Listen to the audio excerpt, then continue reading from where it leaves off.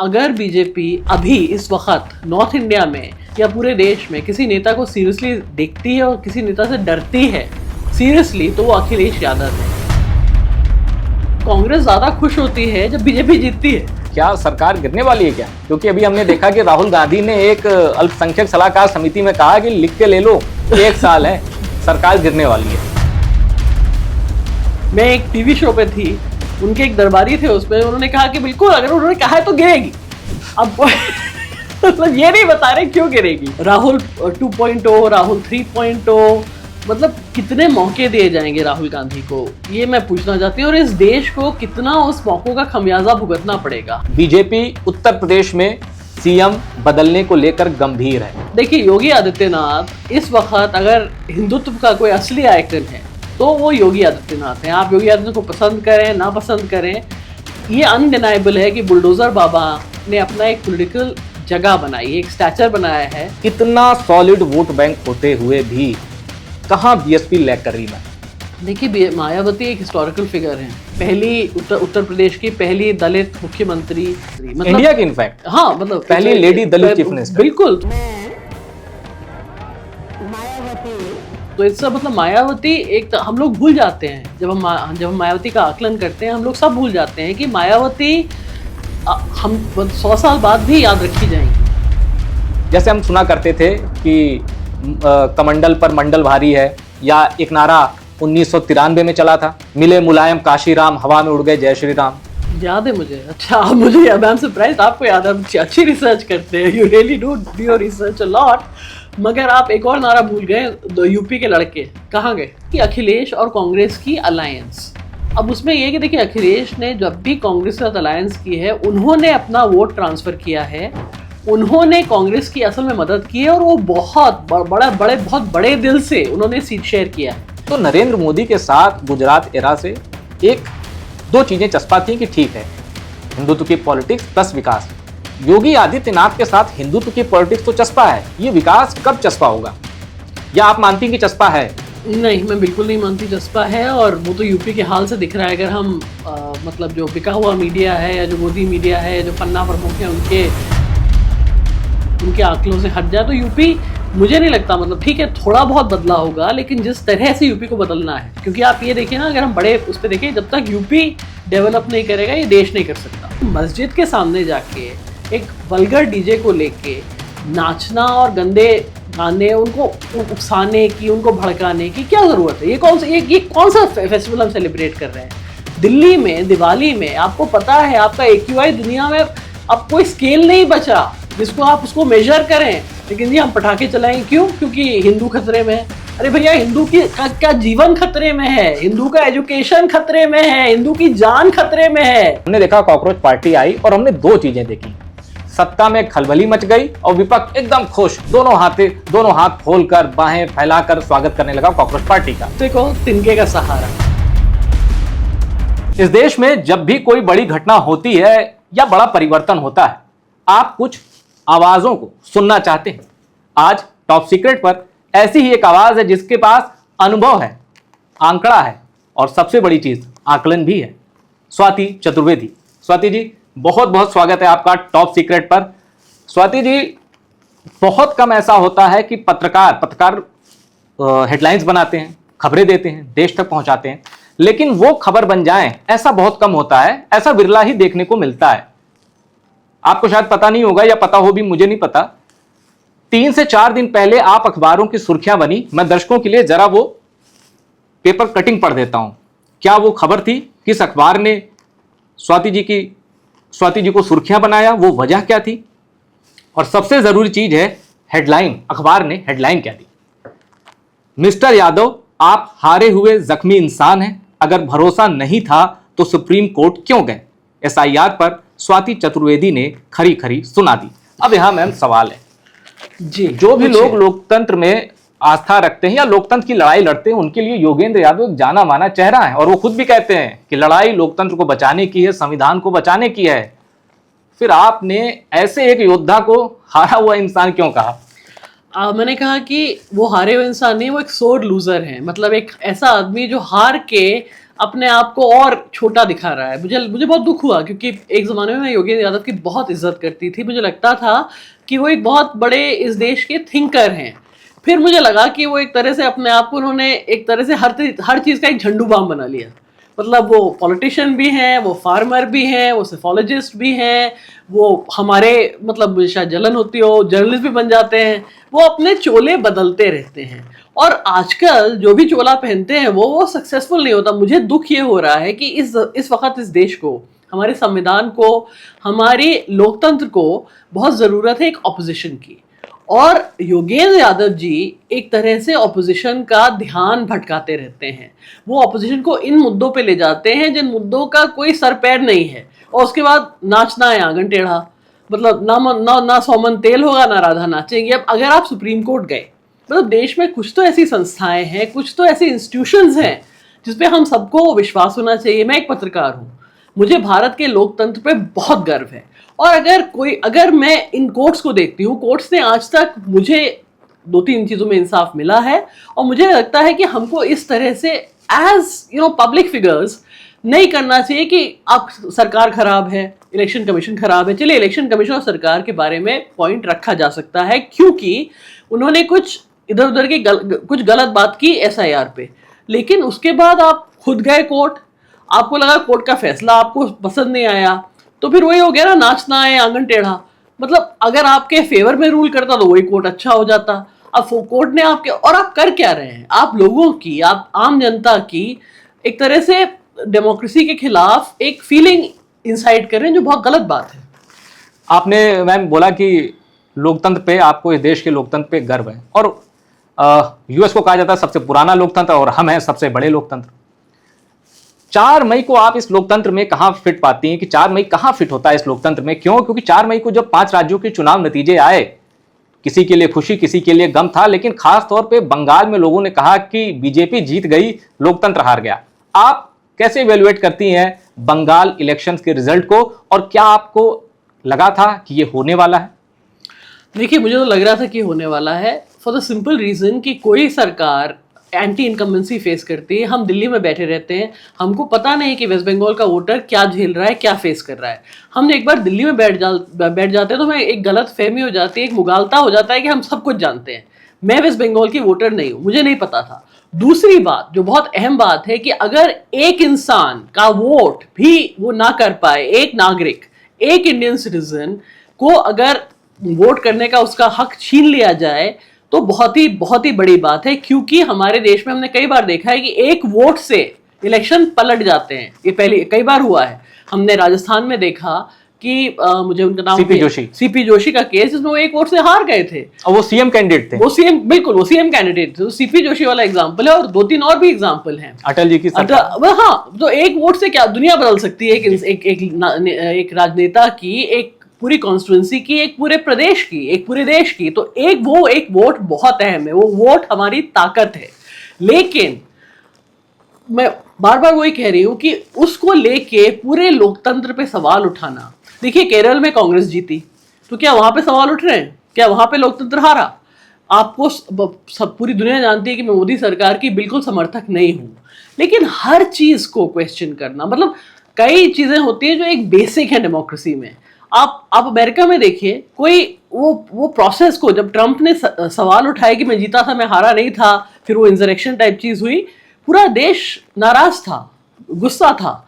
हमारे देश में ये हो गया है कि ऑपोजिशन बहुत ही एक बचपना दिखाता है। जब जीतते हैं तो भाई हम तो जीत गए, हारते हैं तो फिर ये प्लेइंग फील्ड लेवल नहीं है, तो अपना बैट उठा के चले जाते हैं। ऐसे नहीं हो सकता। बंगाल पे एक और इसी लोकतंत्र में हमने देखा कि अभिषेक बनर्जी पर हमला हुआ। डायमंड हार्बर के सांसद हैं। कई लोग कहते हैं कि अगर टीएमसी हारी है तो उनकी वजह वही है। फिर हमने देखा कि सीरमपुर से सांसद जो कल्याण बनर्जी उन पर हमला हो गया।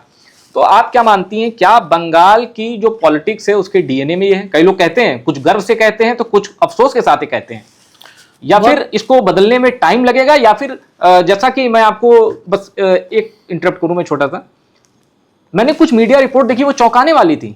इवन एंकर तक ये जस्टिफाई कर रहे थे कि जिन लोगों ने अभिषेक बनर्जी पर हमला किया वो बीजेपी के लोग नहीं थे, वो स्थानीय निवासी थे, लोकल पब्लिक थी जिनका गुस्सा फूटा है। इस हद तक जस्टिफाई करना, अगर वो लोकल पब्लिक है भी तो ये कहीं से सही तो नहीं है कि आप चुने हुए प्रतिनिधि को, सांसद को आप ऐसे पीटेंगे और फिर आप डिफेंड करेंगे कि ये स्थानीय लोगों का गुस्सा है, या फिर आप ये मानती हैं कि हाँ स्थानीय लोगों का गुस्सा बहुत बड़ी वजह है टीएमसी के नेताओं को जिस हिसाब से टारगेट किया जा रहा है? देखिए, एक तो मैं आपकी बात से पूरी सहमत हूँ। कोई भी कारण हो, इस देश में एक चीज़ है रूल ऑफ लॉ। इलेक्शन कोई हार गया इसका मतलब ये नहीं कि ओपन सीजन हो गया कि अब आप विजिलेंटी बन जाएं। कोई मतलब अब क्या पूरी जनता को हम गौरक्षक बना देंगे कि वो हर जगह जाके लोगों की पिटाई कर रहे हैं, मार रहे हैं, उनके साथ अन्याय कर रहे हैं। और ये कैसे हो सकता है? और ये बहुत ही खराब प्रथा है। आज उनके साथ हुआ, अगर ये हमारा गोल्ड स्टैंडर्ड बन गया, जो हम कहते हैं कि भाई ये तो चलो सब कुछ जस्टिफाई करो, मतलब जिसकी भी गोदी में आप बैठे हैं कि ये बड़ी बड़ी सही बात है, जनता का नाराजगी, कोई नाराजगी नहीं है। कोई अगर पुलिस चाहती है तो ऐसी किसी की भी पिटाई, किसी के साथ मारपीट नहीं हो सकती है। बहुत गलत हुआ है। सारी पॉलिटिकल पार्टीज को और सबसे ज्यादा बीजेपी को, जो अपने आप को आजकल दिखा रही है कि वो नेशनल पार्टी ऑफ गवर्नेंस है, अब तो उनकी डबल इंजन सरकार है। तो ये कौन सा इंजन है? ये कहाँ फेल हो गया कि पुलिस को कंट्रोल नहीं कर सकते? कैसे सांसद की पिटाई हो रही है? बहुत ही गलत बात है और ये होना नहीं चाहिए। मैम एक और सवाल, क्या सरकार गिरने वाली है क्या? क्योंकि अभी हमने देखा कि राहुल गांधी ने एक अल्पसंख्यक सलाहकार समिति में कहा कि लिख के ले लो, 1 साल है, सरकार गिरने वाली है।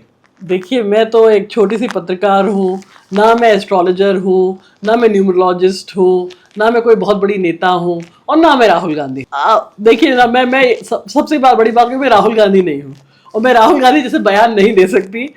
अगर सरकार गिरने वाली है तो सरकार को गिरने दे। मतलब मुझे समझ में नहीं आता कि राहुल गांधी क्यों इतने एक्साइटेड हो जाते हैं। फिर उनके चारों तरफ जो उनके छोटे मोटे दरबारी हैं, मैं एक टीवी शो पे थी, उनके एक दरबारी थे, उसमें उन्होंने कहा कि बिल्कुल अगर उन्होंने कहा है तो गिरेगी। अब मतलब ये नहीं बता रहे क्यों गिरेगी। और राहुल गांधी इस देश के, देखिए, लीडर ऑफ ऑपोजिशन है, बहुत बड़ा पद है। उनको थोड़ा संयम दिखाना चाहिए अपनी बातचीत में, उनको सोच के बोलना चाहिए। वो बार बार बीजेपी को मौका देते हैं, अपने आप को एक बहुत ही जुवेनाइल, और एक जिसे कहते हैं ना, एक अंग्रेजी में एक शब्द है मैन चाइल्ड, वो बार बार अपने आप को एक मैन चाइल्ड दिखाते हैं। अब मुझे नहीं पता, मुझे नहीं लगता सरकार गिरेगी। मेरी पत्रकार एज अ जर्नलिस्ट में ये बोल रही हूँ। और इसके अलावा ना मैं ज्योतिषी हूँ, जैसे मैंने कहा, ना मैं न्यूमरोलॉजिस्ट हूँ, और ना मैं राहुल गांधी हूँ। शायद वो कुछ जानते हो जो हम नहीं जानते। फिर बीजेपी कहेगी डीप स्टेट, जॉर्ज सोरोस, और फिर ये ध्यान भटका दिया जाएगा असली मुद्दों से। वो सबसे दुख की बात है, क्योंकि राहुल गांधी ये सब बातें कहते हैं, इसकी सुर्खियां बन जाती हैं। असली बड़े मुद्दे, बिजली, सड़क, पानी, इतनी गर्मी, हम लोग तड़प रहे हैं, हमको बताया जा रहा है कि प्रधानमंत्री कह रहे हैं पानी पी लो, मतलब पानी देगा कौन? ये सब मुद्दे नहीं होते हैं। बेचारे बच्चे सुइसाइड कर रहे हैं, लड़कियों को अभी भी दहेज के लिए मारा जा रहा है, उनकी मदर इन लॉ बकवास कर रही हैं, और हम लोग क्या बात करते हैं, सरकार गिर रही है, सरकार बच रही है। मतलब ये तो चंडू खाना हो गया है। तो एक पत्रकार के तौर पर इत्तेफाक नहीं रखती आप राहुल गांधी की इस भविष्यवाणी से, लेकिन क्या एक पत्रकार के तौर पर आप ये मानती हैं कि राहुल गांधी थोड़े से राजनीतिक तौर पर परिपक्व हुए हैं 2024 के चुनावों के बाद, एलओपी बनने के बाद? देखिए, कितनी बार राहुल 2.0, राहुल 3.0, मतलब कितने मौके दिए जाएंगे राहुल गांधी को, ये मैं पूछना चाहती हूँ। और इस देश को कितना उस मौकों का खमियाजा भुगतना पड़ेगा। हमको एक विपक्ष की बहुत ज़रूरत है। और राहुल गांधी जब से राजनीति में आए हैं, मैं आपको एक छोटा सा आंकड़ा देती हूँ। कांग्रेस के शायद एक ज़माने में जब राहुल गांधी प्रेसिडेंट बने थे, 1600 MLAs थे, आज वो 600 रह गए हैं। और देशों में अगर आप 3 जनरल इलेक्शन हारते हैं ऑन द ट्रॉट, 1, 2, 3, उसके बाद आप घर चले जाते हैं, रिटायर हो जाते हैं, अपने पेट्स का ध्यान रखते हैं, गार्डनिंग ले लेते हैं, जाके स्पीचेस देते हैं, अपना एक इंस्टीट्यूशन बनाते हैं, टोनी ब्लेयर बन जाते हैं, कुछ भी बन जाते हैं। राहुल गांधी के लिए तो कोई रिटायरमेंट है ही नहीं। राहुल गांधी की कोई रिटायरमेंट एज भी नहीं है, क्योंकि कांग्रेस पार्टी उनको अपना मतलब अनमोल रत्न समझती है। अभी आपने कहा राहुल गांधी ने कुछ अच्छा किया या कुछ बदले हैं, तो देखिए, लक है।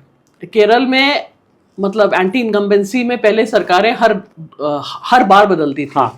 जब वायनाड में राहुल गांधी ने कहा वो कॉन्टेस्ट करेंगे अमेठी के साथ, तो लोगों को लगा कि भाई इतना बड़ा, क्योंकि उन्होंने इतना बड़ा फैसला लिया है, इस बार शायद केरल में कांग्रेस वापस आ जाए। कांग्रेस नहीं आई, हम लोग भूल जाते हैं। उसके बाद एक और लेफ्ट की टर्म थी और कांग्रेस वापस आई है। तो मतलब एंटी इनकम्बेंसी बहुत बड़ा रोल है, स्पेशली केरला पॉलिटिक्स में, और बार बार वहाँ पे सरकारें बदली जाती हैं, जो अच्छी बात है। दूसरी बात, तमिलनाडु। तमिलनाडु में कांग्रेस ने अगर विजय के साथ टाई अप किया होता तो आज शायद कांग्रेस इस माइनॉरिटी, उनके कितने 2-3 सांसद हैं, वो प्रॉब्ली उनके पास बहुत अच्छा नंबर होता। लेकिन उन्होंने राहुल गांधी को के 2 सेट ऑफ एडवाइजर्स थे, प्रवीण चक्रवर्ती और मानिकराम टैगोर, जो उनसे कह रहे थे कि विजय के साथ टाई अप किया जाए, और पी चिदम्बरम और उनके तरह के नेता जो मना कर रहे थे। राहुल गांधी तो डीएमके के साथ गए, तो मतलब फैसला राहुल गांधी का था, उन्होंने फैसला सही नहीं लिया मेरे मानने में। और अब प्रवीण चक्रवर्ती को रिवॉर्ड किया जा रहा है राज्यसभा के साथ, तो बहुत अच्छी बात है, लेकिन उनकी बात नहीं मानी गई थी।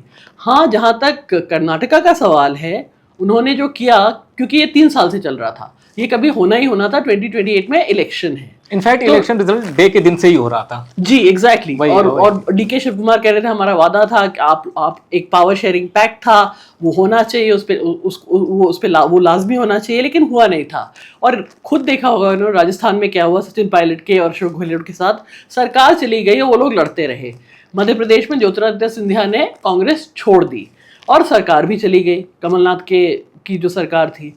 तो इस बार मुझे लगता है कि जो कांग्रेस ने फैसला लिया है, जो बाय द वे कांग्रेस खुद अभी तक जस्टिफाई नहीं कर पा रही, जो गलत बात है। मतलब डीके शिव कुमार जैसा नेता, बहुत बड़े नेता हैं, वो बहुत लॉयल नेता हैं, इनके संकट मोचन हैं, मतलब एक रिजॉर्ट से हो या पैसे की बात हो, हर जगह इनके साथ खड़े रहते हैं कांग्रेस के साथ। तो उनको चीफ मिनिस्टर बनाने में समस्या क्या है? सिद्धरामैया की उम्र भी हो गई, वो 80+ है, लेकिन कांग्रेस इसको जस्टिफाई नहीं कर पा रही है। वो चुप है, उसने चुप्पी ठानी हुई है, और सिद्धरामैया को वहां पे रख के, जो उन्होंने कहा कि वो वहां पे रहेंगे एमएलए बन के, वो एक और ऑपोजिशन क्रिएट कर रहे हैं, एक और अशोक गहलोत वर्सेस सचिन पायलट या कमलनाथ वर्सेस ज्योतिरादित्य सिंधिया क्रिएट कर रहे हैं। मैम, यहीं से कर्नाटक, केरल, तमिलनाडु की आपने बात की, हम जरा यहीं आते हैं। केरल में जब हमने देखा कि वीडी सतीशन बने, और तो लोगों को लगा कि ये प्रियंका गांधी की चॉइस है। और इसी तरह हमने देखा कि बीते कुछ डिसीजन ऐसे हुए जिसमें लगा है, खासतौर पे केसी वेणुगोपाल का ना बनना, ऐसा माना जा रहा था, चुनाव के पहले ही ये मान लिया गया था, तमाम एग्जिट पोल में भी ये आया था कि सरकार इस बार एलडीएफ जा रही है, यूडीएफ आ रही है, और केसी वेणुगोपाल का रास्ता एकदम साफ है, ऐसे में वो बन नहीं पाए। तो कुछ लोग कह रहे हैं कि प्रियंका गांधी की पसंद बन रही है, प्रियंका गांधी धीरे धीरे अपने पत्ते खोल रही हैं और अपने जो उनके लॉयलिस्ट हैं उनको वो सेट कर रही हैं, या पहले राहुल जो ये बात जानते थे कि प्रियंका को आगे नहीं बढ़ने देना, ये एक तरह की चर्चा होती है। अब प्रियंका गांधी अपने राजनीति की भाषा में कहे तो अपने जलवे दिखाना वो शुरू कर चुकी हैं, और एक काइंड ऑफ डोमिनेंस दिख रहा है राहुल गांधी पर। एग्री करती हैं आप? देखिए, अगर आप अपना पॉलिटिकल करियर 50 साल की उम्र पे शुरू करते हैं तो थोड़ा बहुत हैंडीकैप तो है। जहाँ तक केसी वेणुगोपाल की बात है, केरला कांग्रेस नहीं चाहती थी कि वो वहाँ आए, और दिल्ली के सारी जो इनकी सो कॉल्ड हाईकमांड ने चाहती थी कि केरला चले जाएं। और केसी वेणुगोपाल का ट्रैक रिकॉर्ड हम लोग सब जानते हैं, हर पत्रकार जानता है, पूरी कांग्रेस पार्टी जानती है। तो मतलब जहाँ तक आपने एक आपकी बात में बहुत दम है कि जहाँ तक डीके शिव कुमार का आपने नाम लिया, वो प्रियंका गांधी के क्लोज माने जाते हैं, क्योंकि राहुल गांधी आजकल, उनकी पॉलिटिक्स बदलती रहती है, उनके मुद्दे बदलते रहते हैं, लेकिन आजकल वो कास्ट सेंसस, सोशल जस्टिस, इस पे बहुत बात कर रहे हैं। और सिद्धारामैया एक तरह से उसके सिंबल थे। राहुल गांधी, हाँ, ओबीसी है उसके सिंबल, और एक तरह से वो कहते हैं कि भाई अगर कॉन्स्टिट्यूशन नहीं होता तो मैं कुछ और कर रहा होता। और वो बहुत बड़े, बहुत मास लीडर हैं, उनका जड़ों से बहुत लेना देना है, और वो राहुल गांधी की जो अभी की पॉलिटिक्स है उसमें बड़े फिट आते थे। तो बार बार राहुल गांधी उन्हें बचा रहे थे, जब भी उनमें और वेणुगोपाल में झगड़े होते थे तो राहुल गांधी उनको अभिदान देते थे। तो उसमें आप एकदम सही कह रहे हैं कि लगता है जैसे प्रियंका गांधी, और जिसको कहते हैं रियल पॉलिटिक्स या असली पॉलिटिक्स, वो प्रिवेल कर गई है, क्योंकि कांग्रेस पार्टी को अभी रिसोर्सेज की भी बहुत ज़रूरत है। कांग्रेस पार्टी की माली हालत काफ़ी ख़राब है, और जहाँ तक हमारे प्रियंका गांधी हैं, वो ज़रा टच में ज़्यादा है ऑर्गेनाइजेशन से। राहुल गांधी बहुत ही इनएक्सेसिबल हैं, बहुत कम लोगों से मिलते हैं। Priyanka Gandhi at least party workers वगैरह से मिलती रहती हैं, तो वहाँ पे वो फाइनेंशियल क्रंच की वजह से भी एक तरह से डीकेएस को प्रेफर किया गया है। और बीजेपी के नेताओं को मैं देखता हूं, वो भी तारीफ करते हैं प्रियंका गांधी की। तो क्या उनका मकसद है, वो मतलब वाकई प्रियंका गांधी की जो ऑर्गेनाइजेशन स्किल है उससे प्रभावित है, या सोचते हैं कि चलो घर में ही लड़ाई लगवा दो, इनको इधर ही बिजी रखते हैं? देखिए, बीजेपी तो बहुत ही हिस्टोरिकली इंस्पायर्ड पार्टी है, वो पुराने इनजस्टिसेस को राइट कर रही है। तो वो जैसे रामायण में हुआ था, मंथरा ने जो किया, वो राहुल गांधी और प्रियंका गांधी में मंत्रा वाला रोल कर रहे हैं कि किस तरह फैमिली में झगड़ा हो जाए, भाई बहन में जूतम पेजार हो, अगर मैं यूपी की भाषा में कहूँ, और वो उससे उनको बड़ा फायदा होगा।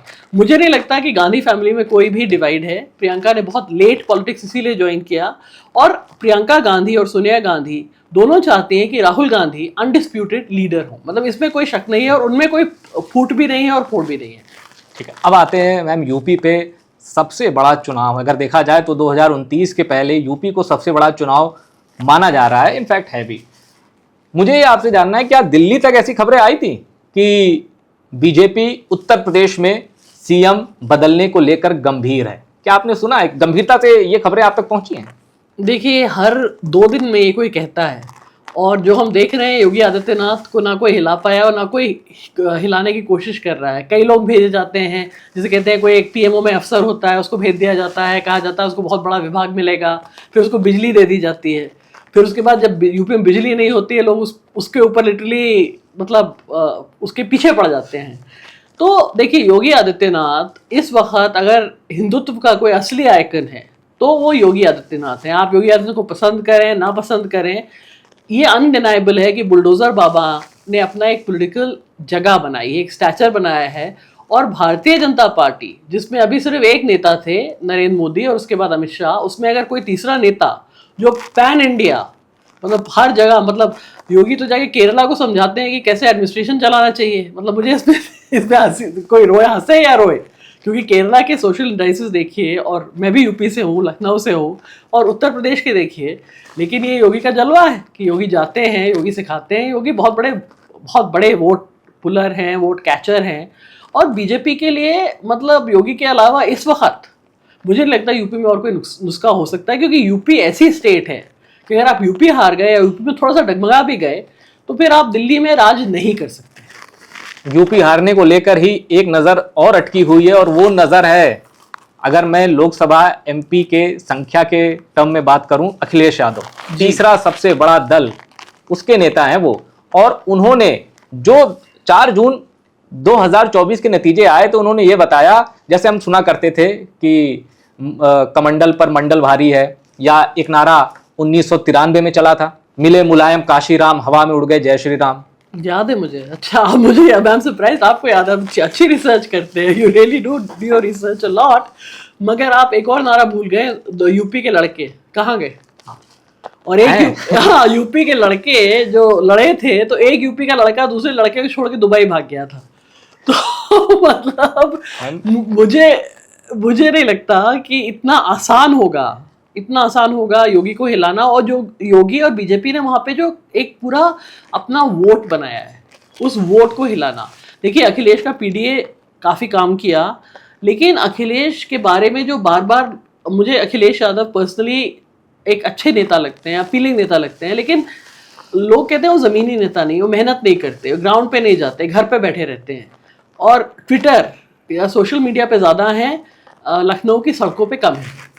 अगर आप कह रही हैं कि अखिलेश यादव अभी उस तुलना में योगी के सामने नहीं दिखाई दे रहे, बीजेपी एडवांटेज में है, एडवांटेज की पोजीशन में इलेक्शन को लेके, तो इसका मतलब आप 2024 के नतीजों को क्या तुक्का मानती हैं, या कहते हैं कि भाई लक बाय चांस, चलो एक बार हो गया, वो दोबारा नहीं होगा? Good description. क्योंकि मैं इसलिए कह रहा हूं मैम, हाँ, कि अखिलेश यादव ने रिजर्व सीट पर भी, माफ कीजिएगा, जनरल सीट पर भी 2 रिजर्व कैंडिडेट उतारे थे। इसका मतलब वो सीरियसली जो उनका कास्ट इक्वेशन है उसको वो, मतलब उसके प्रति वो गंभीर थे। देखिए, अगर मैं एक बहुत अहम बात कहना चाहती हूँ, अगर बीजेपी अभी इस वक्त नॉर्थ इंडिया में या पूरे देश में किसी नेता को सीरियसली देखती है और किसी नेता से डरती है सीरियसली, तो वो अखिलेश यादव हैं। क्योंकि फॉर द सिंपल रीजन कि अखिलेश यादव के पास एक ऐसा कास्ट कॉम्बिनेशन है जो और अभी किसी नेता के पास नहीं है, और वो ऐसी स्टेट से आते हैं जहाँ पे अगर कुछ पलटता है तो पूरा देश पलट जाता है। वो छोटी स्टेट नहीं है, वो बहुत बड़ा वोट बैंक है, बहुत बड़ी स्टेट है, वो बहुत बड़े नेता हैं। तो बीजेपी अखिलेश की इतनी बात नहीं करती। आप देखिए, योगी भी ज़्यादा कभी कभी मजाक उनका कर लेते हैं असेंबली वगैरह में, बात नहीं करते। आप एक चीज़ याद रखिए, एक पॉलिटिकल ऑब्जर्वर की तरह, कि बीजेपी जिस पे ज़्यादा स्पॉटलाइट नहीं डालती वो बीजेपी के लिए असली थ्रेट है। बार बार राहुल गांधी को आगे कर देना, राहुल गांधी मुखौटा है। For the viewers, very good point. Rahul Gandhi एक मुखौटा है जिसका मजाक उड़ाया जा सकता है, जिसके घर में झगड़ा हुआ है, ये हुआ, सोरोस, डीप स्टेट, पाकिस्तान, ये सब बकवास है। अगर बीजेपी जिस नेता की बात नहीं करती वो है अखिलेश यादव, इसलिए क्योंकि वो अखिलेश यादव को सीरियसली लेती है। वो उनको खुद ही फुटेज नहीं देना चाहती। बीजेपी को फुटेज के बारे में सब कुछ पता है। बीजेपी को पता है कि कौन सी सुर्खियां होनी चाहिए, कौन कौन स्क्रीन पे आना चाहिए, कौन ऑफ स्क्रीन होना चाहिए, और वो नहीं चाहती कि अखिलेश यादव ऑन स्क्रीन हो। और अखिलेश यादव को एक थ्रेट कांग्रेस भी मानती है। मैं ऐसा इसलिए कह रहा हूं क्योंकि जब ममता बनर्जी हारी, डीएमके हारी, स्टालिन साहब का किला भी गिर गया, तब लोगों ने ये कहा कि बस अब कांग्रेस चाहती है किसी तरह 2027 में अखिलेश यादव भी हार जाएं, ताकि इंडिया ब्लॉक या इंडिया गठबंधन को लीड करने के लिए कोई चेहरा ना रहे, एक ही रहे, होल एंड सोल जिसको कहते हैं, राहुल गांधी। बिल्कुल, ये लोग अपने आप को डिफॉल्ट बनाना चाहते हैं। मैं एक चीज कहना चाहूंगी कि आप सारे ऑपोजिशन को देखिए, वो ऑलमोस्ट सबको एक Congress, except for DMK south में जो एक आइडियोलॉजिकल बात है, सब कुछ कांग्रेस से ही निकला है। और कई बार मुझे लगता है, और पत्रकारों को भी लगता होगा, कि कांग्रेस ज्यादा खुश होती है जब बीजेपी जीतती है, क्योंकि वो चाहेंगे कि वो बना बीजेपी हो और रीजनल ऑपोजिशन जहाँ पे वो बड़े अनकंफर्टेबल हैं वो खत्म हो जाए। जैसे आप हारी, कांग्रेस बहुत खुश थी क्योंकि आपने बीजेपी का स्पेस नहीं खाया था, कांग्रेस का खाया था। उन्होंने कांग्रेस का वोट खाया हुआ है, वो कांग्रेस के वोट पे बैठे हैं। पंजाब में भी आपने कांग्रेस को खत्म किया, बीजेपी को, मतलब बीजेपी तो थी ही नहीं पंजाब में, तो वहां पे क्या हुआ? आप जैसे ओवैसी हैं, बार बार कांग्रेस क्यों कहती है कि वो बीजेपी की बी टीम है? क्योंकि ओवैसी जाके वो वोट खा लेते हैं जो कांग्रेस को कई बार डिफॉल्ट से मिलते थे, और कई बार जो बीजेपी को हारने और जीतने का फर्क जो बीजेपी का होता है वो इस तरह के प्लेयर्स से मायावती हो। मतलब मायावती को आजकल लोग क्यों बीजेपी की बी टीम कह रहे हैं? इसीलिए क्योंकि मायावती जो करती हैं उसको संभव फायदा जो होता है वो बीजेपी को ही होता है, ऑपोजिशन को नहीं होता। और जहां तक इंडिया अलायंस का सवाल है, कौन सी इंडिया अलायंस? मतलब अब बचा क्या है? राहुल गांधी तो जाके ममता बनर्जी के खिलाफ बयान खुद दिया था, वो स्टालिन को ब्रदर कहते थे। जिस तरह से उन्होंने कोल्ड ब्लडली छोड़ दिया, और कांग्रेस नहीं चाहती कि इस देश में कोई भी और ऑपोजिशन पनपे, और ये पूरा ऑपोजिशन जानता है। और बार बार जैसे ममता बनर्जी हो या शरद पवार हो, सब कहते हैं भाई राहुल गांधी क्यों? राहुल गांधी इसलिए क्योंकि आज भी एक 22% वोटर है जो कांग्रेस के साथ है, और वो कांग्रेस उस तरह का एब्सेंटी लैंडलॉर्ड है। मतलब जैसे कहते हैं वो चले गए हैं, वो दिल्ली आ गए हैं, बेचारा वो जनता उनका अभी इंतजार कर रही है। आपने प्रियंका की बात की, यूपी में प्रियंका ने कैंपेन लीड किया था, कितना वोट शेयर था? 2 पॉइंट समथिंग, आरएलडी से बस आगे पीछे ही थे। तो मतलब कांग्रेस, देखिए एक पॉलिटिकल पार्टी किस लिए होती है? इलेक्शन जीतने के लिए, और पावर में आने के लिए, और कोई मकसद नहीं होता। और उसमें कांग्रेस बार बार ऑपोजिशन को ड्रैग डाउन कर रही है, बट अभी भी उनका 22% वोट शेयर है, उसी पे वो थोड़ी बहुत दादागिरी कर लेते हैं, और एक तरह से एब्सेंटी लैंडलॉर्ड्स हैं। पता नहीं खेती हो रही है नहीं हो रही, क्या फायदा, हम तो दिल्ली में बैठे हैं। हर बार यही सवाल आता है कि खासकर मैम यूपी में आप देखिए चीजें कितनी बदल गई। 2012 में फुल मेजॉरिटी एंजॉय कर रही थी बहन जी मायावती, फुल मेजॉरिटी 30% से 25%, फिर 20%, फिर देखिए कहाँ कहाँ अब वो एक उनका विधायक है, वो भी अपने रसूख पर, रसड़ा से बीएसपी का एक विधायक है, लोकसभा सांसद 0। इतना सॉलिड वोट बैंक होते हुए भी कहाँ बीएसपी लैग कर रही? मैं देखिए, मायावती एक हिस्टोरिकल फिगर है, पहली उत्तर प्रदेश की पहली दलित मुख्यमंत्री, 3 बार मुख्यमंत्री, मतलब इंडिया की इनफैक्ट, हाँ, मतलब पहली लेडी दलित चीफ मिनिस्टर। बिल्कुल। तो इससे मतलब मायावती एक, हम लोग भूल जाते हैं जब हम मायावती का आकलन करते हैं, हम लोग सब भूल जाते हैं कि मायावती हम 100 साल बाद भी याद रखी जाएंगी। इसीलिए दुख की बात है कि पता नहीं क्या हुआ, या वो डर गई। क्योंकि मायावती, जैसे हम लोग अभी अखिलेश और योगी की बात कर रहे थे कि 50 डिग्री टेम्परेचर बाहर नहीं जा रहे, मायावती तो अपने घर से ही नहीं निकलती। वो क्या केस से डर गई, क्या ईडी से डर गई, क्या सीबीआई से डर गई? हुआ क्या? मायावती ने, किसी ने मायावती का करियर नहीं खत्म किया, मायावती ने अपना करियर खुद ही खत्म कर लिया है। मतलब जिस तरह के वो फैसले लेती हैं, जिस तरह से वो अपनी पॉलिटिक्स कर रही हैं, किसी को समझ में नहीं आ रहा। मतलब उनका वोटर रो रहा है, वोटर त्राही है, उनका सिर्फ उनका जो अपना कास्ट ग्रुप है वो उनके साथ रह गया है। अब बाकी सब तो छोड़ के चले गए, क्योंकि उनको पता है कि इनको वोट दिया जाए तो बहन जी को तो कुछ नहीं होने वाला, क्योंकि बहन जी जो करेंगे वो बीजेपी के लिए फायदा होगा। और ये भी हमने देखा था कि जैसा मैंने 8 अक्टूबर की बात की थी, बीएसपी की रैली, बड़ा मतलब लखनऊ पूरा पट गया था, ऐसा लगा कि रिवाइवल हो गया। उसके बाद आकाश आनंद को फिर से कमान दी गई। अब बीएसपी का जो कैडर है उसको लग रहा है कि जोश तो है आकाश आनंद को आगे करके, क्योंकि बीच में उनको पार्टी से हटा भी दिया गया था और ये कहा था कि वो अपने ससुर के इन्फ्लुएंस में आ रहे हैं। लेकिन फिर से बहन जी ने कहा कि नहीं, अब अंबेडकर मूवमेंट, काशीराम मूवमेंट यही लीड करेंगे। और दूसरी तरफ एक आजाद समाज पार्टी भी है। जैसा आपने कहा कि सड़क पर उतरकर लड़ाई करना, उसमें चंद्रशेखर फिट बैठते हैं। हमने कई मुद्दों पर देखा है, अच्छा खुद भी किसी कंट्रोवर्सी में घिरे रहते हैं, लेकिन इसके बावजूद वो सड़क पर जाते हैं, पीड़ित परिवारों से मुलाकात करते हैं, उनकी लड़ाई लड़ते हैं और उन्होंने मायावती के वोट बैंक में, बहन जी के वोट बैंक में डेंट किया है।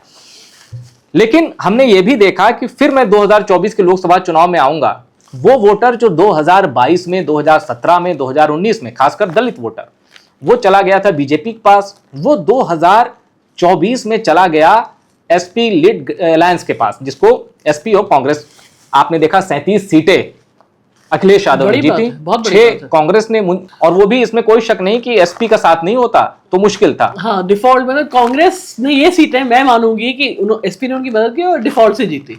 मतलब ऑल्सो रैन जो कहते हैं कि अगर 3 लोग रेस लड़ रहे हैं तो कोई एक फायदे से ऑल्सो रैन हो जाए। तो अब मेरा, आपने ये बात कही, इससे मुझे एक सवाल और याद आ गया, कांग्रेस क्या चाहती है? एसपी के साथ लड़ना, और अखिलेश क्या चाहते हैं?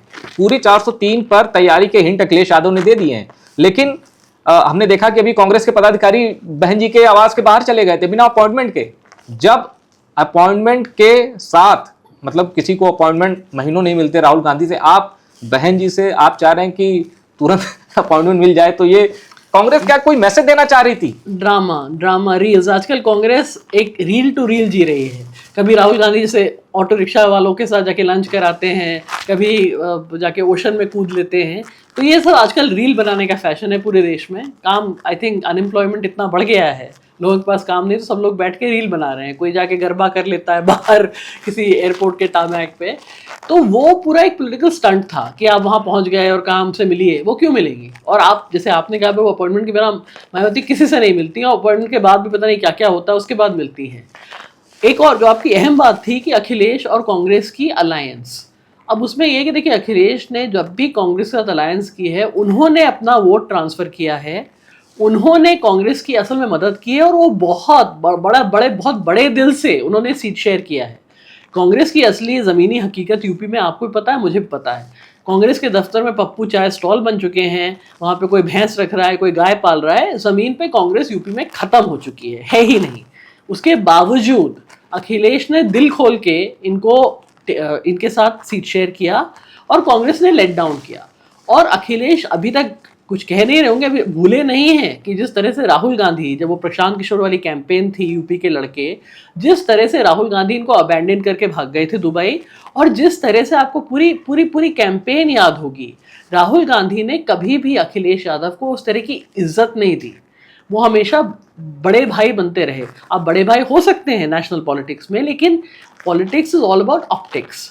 वो जो ऑप्टिक्स थे वो सही नहीं थे यूपी के लिए, कि राहुल गांधी मतलब ऐसे दिखा रहे थे कि जैसे बहुत ही, कहाँ अखिलेश यादव और कहाँ वो। और मुझे एक और सीन याद है, आपको याद होगा, अमेठी में एक ट्रक गया था, उसमें राहुल गांधी, प्रियंका गांधी थे, उसके और रॉबर्ट वाड्रा थे। उसके बाद एक और ट्रक था जब प्रियंका गांधी और ज्योतिरादित्य सिंधिया जॉइंट इंचार्ज थे वेस्टर्न ईस्टर्न यूपी के। उसके बाद रॉबर्ट वाड्रा और प्रियंका के दोनों बच्चे, और एक आखिरी ट्रक में ज्योतिरादित्य सिंधिया। तो मतलब हमने एक तरह से देखा कि कांग्रेस अपना कौन सा चेहरा चाहती है, और कांग्रेस का फ्यूचर क्या है, कांग्रेस के आगे क्या है। और ज्योतिरादित्य सिंधिया ने वहां से अपनी कन्नी कटा ली कांग्रेस से। तो कांग्रेस उससे आगे नहीं बढ़ी है। मुझे नहीं लगता कि बहुत आसान होगा कांग्रेस के लिए अखिलेश यादव के साथ इस बार कोई सीट शेयर करना। और मतलब प्रेशर पॉलिटिक्स चल रही है सीट को लेकर। आपने कहा कि छोड़ दिया, दुबई चले गए, वो 2017 की बात है जब इन्होंने कैंपेन लीड की थी, 2 लड़के। उसके बाद तो अखिलेश यादव ने कांग्रेस को बाहर किया, फिर आरएलडी के साथ लड़े, और राजभर की पार्टी, सोहेल देव समाज पार्टी भी अखिलेश यादव के साथ थी 2022 में।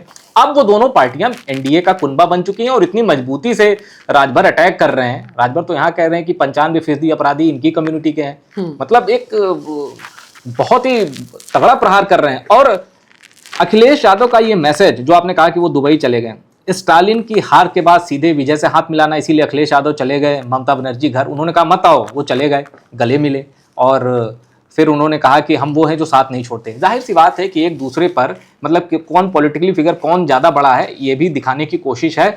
27 या 29, आप क्या मानते हैं अखिलेश यादव के लिए? मैं उनके कद के बारे में बात कर रहा हूं। जाहिर सी बात है उनकी पहली पसंद उत्तर प्रदेश का चीफ मिनिस्टर बनना है, लेकिन उनका कद 2027 का चुनाव कैसे तय कर सकता है? देखिए, जो उन्होंने किया वो बिल्कुल आप सही कह रहे हैं, कहीं पे निगाहें कहीं पे निशाना। उनका निशाना राहुल गांधी थे जब वो ममता बनर्जी के पास गए और बोले हम किसी का साथ नहीं छोड़ते। क्योंकि जिस तरह से राहुल गांधी ने किया, मतलब फ्रैंकली पॉलिटिक्स में या इवन एज ए वोटर किसी को अच्छा नहीं लगता। कांग्रेस का कोई अस्तित्व तमिलनाडु में भी नहीं है, तो उछल के वो विजय की गोदी में बैठ गए हैं। इसका आगे जाके देखिए क्या होता है। अभी जो उन्होंने कर्नाटका में किया वो इलेक्शन 2028 में हम देखेंगे। जहाँ तक अखिलेश का सवाल है, वो अब इस मूड में नहीं है कि वो कहें कि भाई वो तैयार है कि कल को इंडिया अलायंस का चीफ बनाए तो वो राहुल गांधी को उसी वक्त कहेंगे बिल्कुल मुझे बनना चाहिए क्योंकि मैं आपसे ज़्यादा सक्सेसफुल हूँ। और मुझे लगता है कि इस बार जिस तरह की वो फाइट देंगे योगी को, वो काफ़ी स्पेक्टैक्युलर होगी, स्पेशली इसलिए क्योंकि बीजेपी पूरी योगी के पीछे नहीं है, योगी के साथ नहीं है। बीजेपी में दरार है जिसका फायदा बिल्कुल अखिलेश यादव को मिलने वाला है। और इसीलिए मैम, अगर आपको याद हो, जब नतीजे आए थे 2024 लोकसभा चुनाव के, अखिलेश यादव को अनुराग ठाकुर ने एक बात पर छेड़ा था संसद के अंदर। तब अखिलेश यादव ने कहा था कि आपकी सबसे बड़ी दिक्कत यह है कि जिसने आपको ये चुनाव हरवाया है आप उसको नहीं निकाल सकते पार्टी से। ये बीजेपी से उन्होंने कहा था, सबको पता था इशारा कहाँ है। अखिलेश यादव ने यह भी हिंट दे दिया था कि बीजेपी की जो अंतर कला है वो भी बीजेपी को ले डूबी जो 2024 के इलेक्शन हुए थे। अब बस आखिरी 2-3 सवाल। नरेंद्र मोदी के बाद कौन, ये सवाल अक्सर आता है। लोग कहते हैं कि भाई वोटर कहते हैं कि जाहिर सी बात है योगी आदित्यनाथ। संगठन के लोग कहते हैं कि जिस आदमी ने नरेंद्र मोदी को नरेंद्र मोदी बनाया वो अमित शाह ज्यादा हकदार है। कुछ लोग कहते हैं कि नहीं भाई, शुभेंदु अधिकारी और हिमंता बिस्वा शर्मा भी दावेदार हैं। अब सवाल आता है कि अगर वोटर की पसंद योगी आदित्यनाथ हैं, जितने नाम मैंने लिए, तो नरेंद्र मोदी के साथ गुजरात एरा से 1-2 चीजें चस्पा थी कि ठीक है, हिंदुत्व की पॉलिटिक्स प्लस विकास। योगी आदित्यनाथ के साथ हिंदुत्व की पॉलिटिक्स तो चस्पा है, ये विकास कब चस्पा होगा? या आप मानती हैं कि चस्पा है? नहीं, मैं बिल्कुल नहीं मानती चस्पा है, और वो तो यूपी के हाल से दिख रहा है। अगर हम मतलब जो बिका हुआ मीडिया है या जो गोदी मीडिया है, जो पन्ना प्रमुख है, उनके आंकलों से हट जाए तो यूपी, मुझे नहीं लगता, मतलब ठीक है थोड़ा बहुत बदला होगा, लेकिन जिस तरह से यूपी को बदलना है, क्योंकि आप ये देखिए ना, अगर हम बड़े उस पर देखें, जब तक यूपी डेवलप नहीं करेगा ये देश नहीं कर सकता। तो यूपी इतनी बड़ी प्रायोरिटी होना चाहिए लोगों के लिए, क्योंकि यूपी इज मतलब इस वक्त जब तक यूपी ट्रांसफॉर्म नहीं होगा तब तक देश की शक्ल, देश का जो एक पूरा एक डेवलपमेंट इंडेक्स है वो नहीं बदल सकता। और यूपी का अभी भी आप केरला से कंपेयर करें, आप तमिलनाडु से कंपेयर करें, आप कहीं और से कंपेयर करें, यूपी इन सम स्टेट सब सहारा लेवल्स। तो मुझे नहीं लगता योगी ने कुछ इतना बदला है। जहाँ तक हिंदुत्व आइकॉन की छवि है उनकी, वो तो मतलब वो कहने की जरूरत नहीं है। वो तो मतलब अगर कोई है हिंदू हृदय सम्राट इस वक्त, तो वो नरेंद्र मोदी नहीं है, वो योगी आदित्यनाथ है। और अनडिस्प्यूटेड वो है, बिल्कुल है, क्योंकि बीजेपी की अपनी बेस आजकल नरेंद्र मोदी से नाराज है। वो कहती है कि वो बदल गए हैं, वो वैसे नहीं रहे, आप तो ऐसे न थे, आप एकदम सही कह रहे हैं। मतलब ये क्या हुआ, हम तो कुछ और समझे थे तो कुछ और निकले, मतलब और ये मधु किशोर की याद आ गई मुझे ये सुन के। उनकी बात भी ना करें, बेचारी जेल जाने वाली है। हम लोगों को तो मधु किशोर वाला भी प्रोटेक्शन नहीं है, तो हमारा क्या होगा। लेकिन हाँ, मतलब जैसे मधु किशोर या जो उनका जो हार्डकोर बेस था, जो उनका फैन क्लब था, जो नामो सिर्फ जपता था, आजकल तो उनको भी पैसे देने पड़ रहे हैं IT सेल को, और डबल कर दिए उन्होंने पैसे इसी को जपने के लिए। जहाँ तक योगी का सवाल है, हिंदू हृदय सम्राट इस वक्त इस देश के योगी हैं।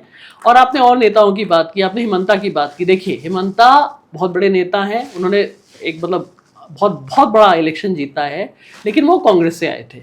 और आसाम उस तरह की स्टेट नहीं है कि जहाँ का मतलब कोई समझे कि मतलब वो सडनली प्राइम मिनिस्टर बन जाएंगे। और शुभेंदु तो खैर अभी मुझे लगता नहीं, अभी तो बिल्कुल अनट्राइड, अनटेस्टेड और डिफेक्टर हैं। अमित शाह बहुत बड़ा सवाल है, लेकिन एक सवाल इस देश में ये भी है कि भाई कितना गुजरात, 12 साल हो गए गुजराती राज के, और गुजराती राज के नहीं, मतलब आप जहाँ देखिए खुशहाली हो, पैसा हो, फायदे हो, सब कुछ हो, तो मतलब सिर्फ गुजरात को मिल रहा है। क्रिकेट हो वो गुजरात में खेली जा रही है, ओलंपिक्स आए तो गुजरात में जाएं, तो भाई यूपी का भी तो कभी नंबर आना चाहिए। अडानी जी भी बिहार पहुंच गए, मैं देख के मैं हैरान रह मैं गया। तो दोनों डबल एक ही बात कर रही हूँ। मतलब अब बिहार, अगर बीजेपी बिहार में आ गई है तो फिर यूपी को का मौका होना चाहिए, यूपी को नंबर मिलना चाहिए। और क्या पता अगर योगी आदित्यनाथ बीजेपी के पीएम कैंडिडेट हो तो मतलब देखते हैं क्या होता है। अभी आपने साउथ को भी छुआ कि साउथ की भी हमने बात की, इस स्टेटमेंट से आप कितना इत्तेफाक रखती हैं कि साउथ और नॉर्थ की जो पब्लिक मेंटेलिटी वो इतनी अलग है कि साउथ का वोटर डिमांड करता है एजुकेशन, वहाँ की गवर्नमेंट उसको देती है, सरकार कोई भी रहे काम उसको करना पड़ेगा।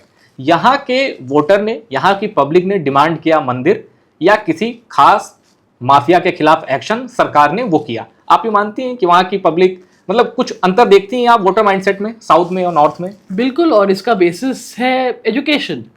Education, free mid day meal scheme जो वो असल में सीरियसली देते हैं, जिसमें प्रोटीन भी देते हैं।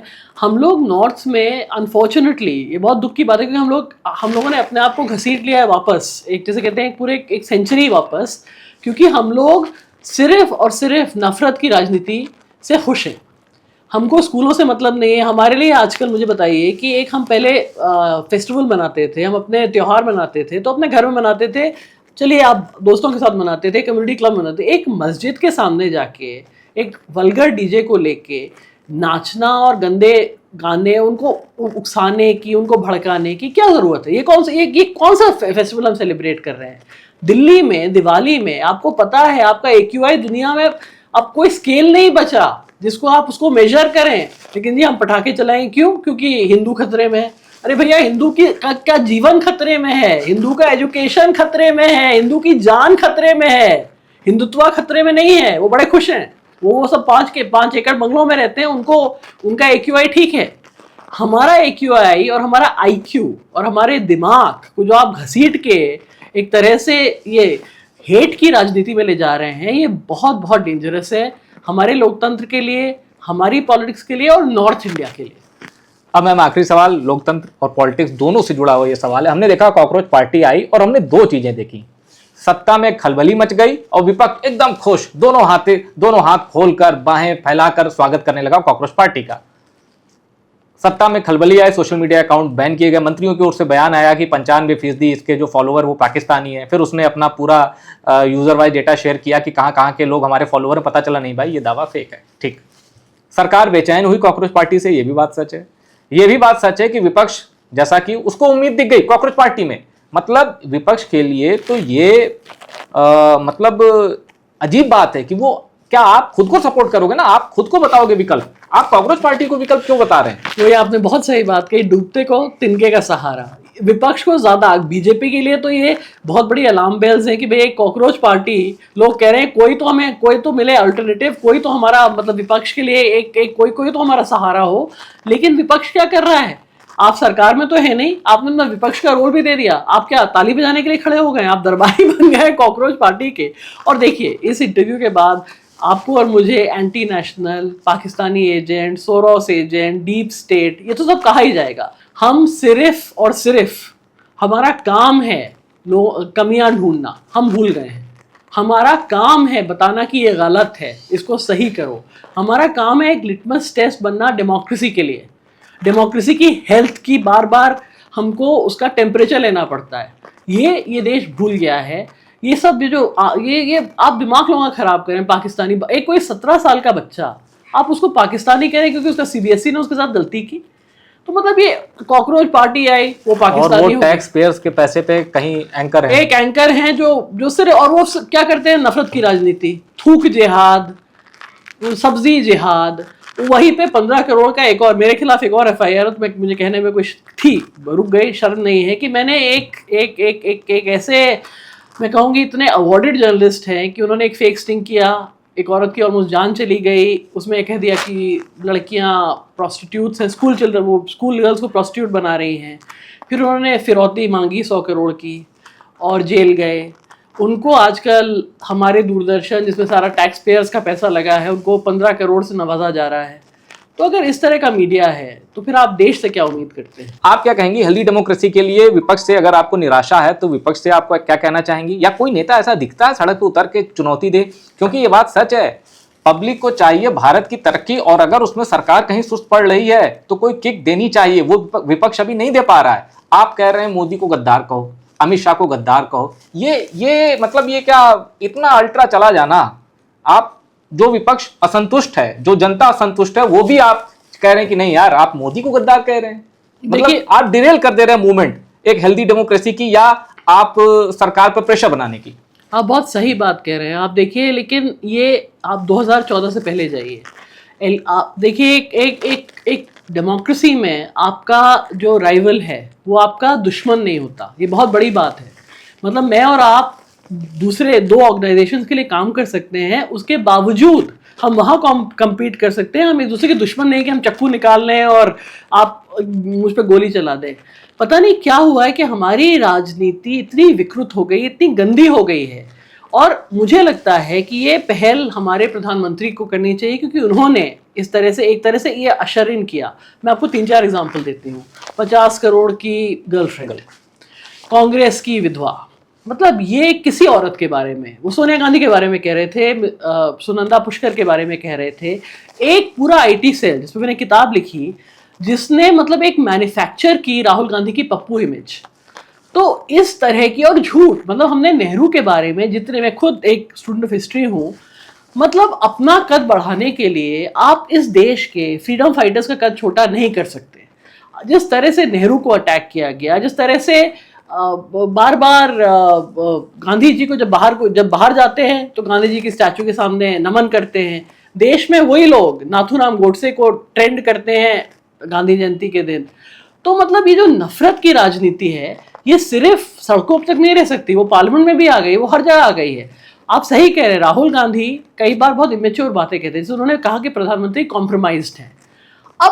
अब आपने देखा 2019 में उन्होंने पर्सनलाइज्ड अटैक किया, वो काम नहीं किया, क्योंकि इस देश की जनता को ये सब पसंद नहीं है।